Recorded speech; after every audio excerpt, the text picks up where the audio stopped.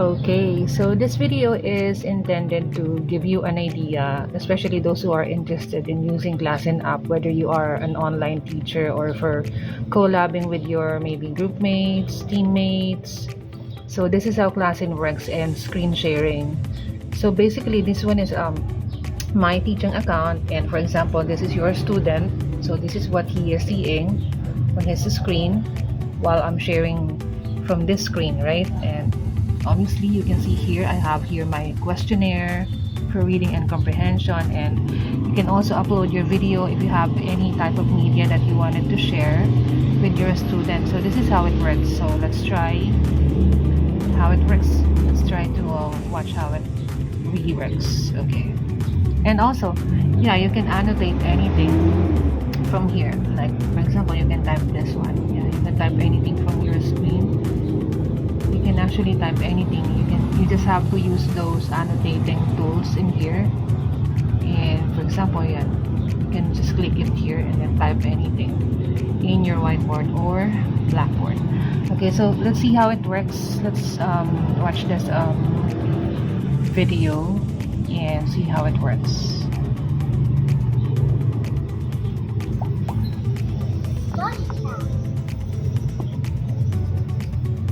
At the zoo. At the zoo. Study cat and her friends go to the zoo.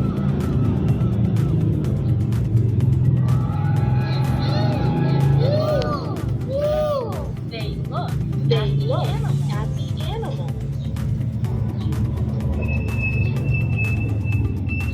They see something brown and white. What's that?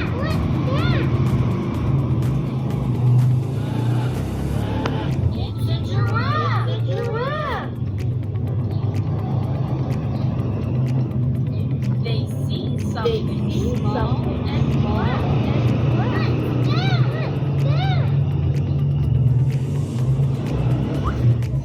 It's a spider. Tom. So if you're planning to be an ESL teacher, it's best na magkaroon ka ng isang main account and a backup account so you can test your app.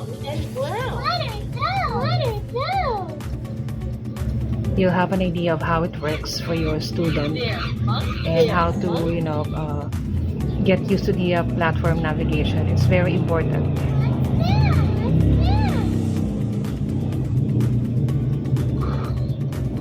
It's a crocodile. They go to the restaurant.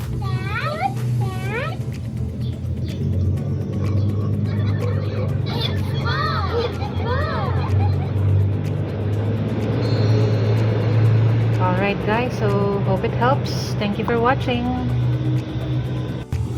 Ayan guys, so I want to share also kung ano pa yung isang maganda about Classin app. This is desktop sharing, and not just for online teachers but also for students who wants to do a collab.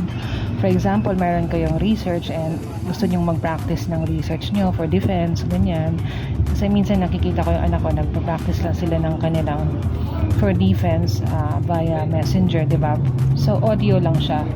This one is magandang gamitin for those types of mga research defense. You want to collab, you want to present na mas maganda, mas simultaneously, ganyan, na nakikita ninyo at the same time yung material ninyo, diba, on screen. So let's try using this desktop sharing option ni Classin.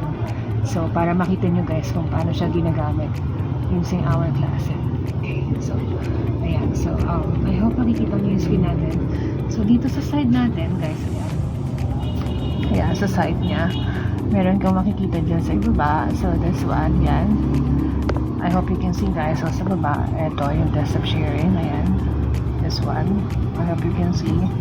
Ayan, so click natin yan sa desktop sharing, and then from here makikita mo yung desktop view mo, yung kung ano yung gusto mong i-share. For example, directly from the browser and from YouTube, for example. This one is from actually my TikTok account. So meron tayong gustong ipapanood kay student natin, for example. Ayan, so i-click natin yung window and then click mo yung share. Ayan, diba? So, ayan na siya. So, ito yung main account ko. For example, ito yung main account mo. And if you wanna try, you wanna test kung bago ka lang, ganyan. So, ayan siya.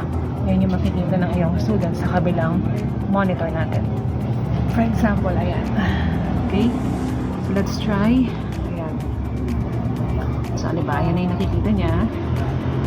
Okay, so let's do this. Let's try playing the video para kita natin. And ayan sa baba yung mga settings actually. Ayan. So, anyone can annotate from here. There are notes. There are notes. You can either mute or unmute. Ayan, you can share another video or file in here. If you want to share audio, you can turn it on or off also. Open for chats. Ayan. You can put notes if you want to put notes. Ayan.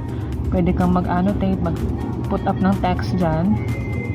And record. If you want to record your session, ito siya. Click mo lang siya. Ayan. And some other settings. Ayan. So, nandiyan siya lahat. Right? So, okay. Let's try sharing para makita natin kung paano siya. Close muna natin to.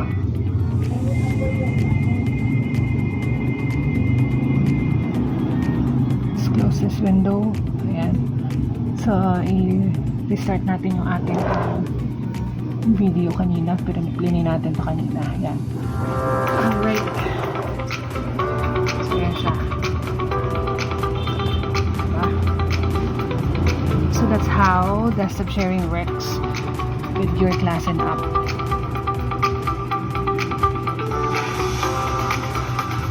Ayan siya. Ganyan. Of course, you can tap on anything here. Kung ano man yung gusto mong i-discuss, ayan, lahat matatap mo yan because this is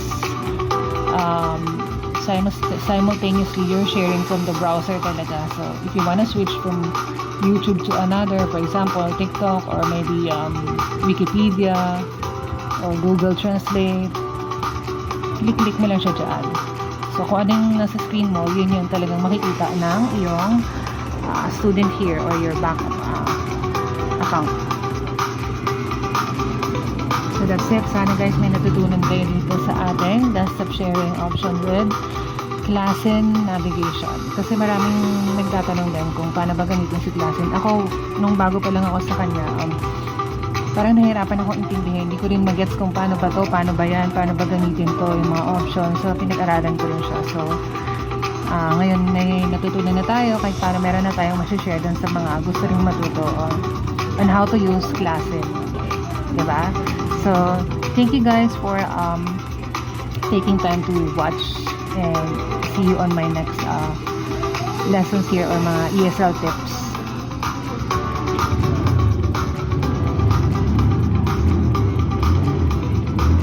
So, this is from my own teaching account talaga sa aking ESL teaching account on TikTok. You can either follow for more tips na mga katulad nito. It's at ESL Teacher Ven, or yeah, you can email me on my email eslteacher.ven@gmail.com for more tips sa mga ganito, and you can also add me on my Classin account. Yes, I will put up my link. Thank you guys for watching.